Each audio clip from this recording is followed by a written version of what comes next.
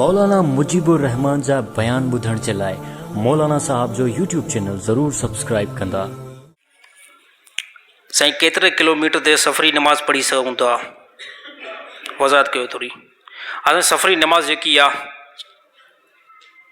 उहा 77 kilometre 5 point यानी 77 kilometre ते अगरि तव्हां अॻिते हलिया विया हो न 77 किलोमीटर 77 किलोमीटर ते तव्हां हलिया विया हो, तव्हांजो सफ़र एतिरो थी वियो आहे ऐं तव्हांजी इरादो छा आहे त 64 ॾींहंनि ताईं तव्हांजो इरादो आहे या हुन खां घटि आहे, पोइ उते तव्हां नमाज़ में कसर करे सघो था।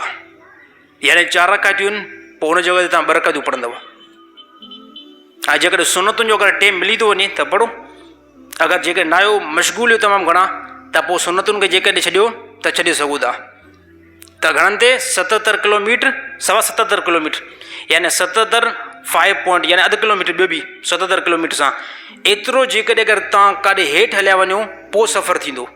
बाक़ी ईअं न आहे त 20 किलोमीटर ते 25 किलोमीटर ते कुबे जो हिकिड़ो अरमा आयो हिते शदाकोट में, असांजो दोस्त तालिब इल्मु हुन सां साण हुयो, नादरा मां काठ हैरान, पोइ चई टाइम नमाज़ थी वियो अचे, हा जे मां सफ़री नमाज़ पढ़ंदुमि।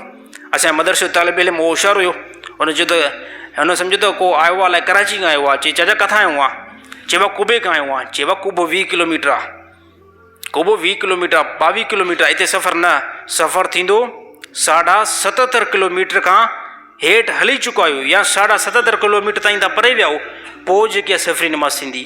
बाक़ी लाड़काणे में 50 किलोमीटर न थींदी, सखर ते सफ़रु थी वेंदो।